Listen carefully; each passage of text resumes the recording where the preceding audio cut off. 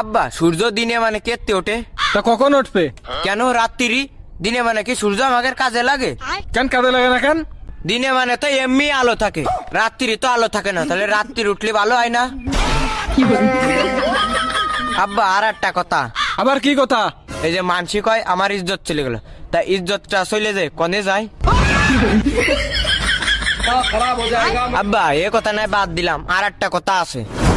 কয়া এই যে কাজী সাহেব মানসির বিয়ে পড়ায়, কাজী সাহেবের বিয়েটা পড়ায় কিটা? আব্বা আরো কিছু কবি? হ্যাঁ আব্বা। তা কয়া। আব্বা এই যে মানসি জন্মদিন পালন করে, তো জন্ম রাত পালন করে না কেন? যারা রাত্রি রইলো তারা তো জন্ম রাত পালন করতে পারতো। ও আব্বা। তুই কি থামবি মনি? না আব্বা।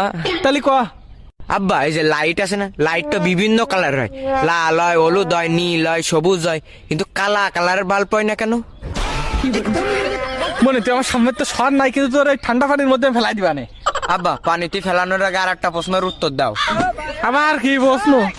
আব্বা জিলেপি যদি একা বেকা না যদি সোজা হইতো, তাহলে জিলেপির নাম কি হইতো?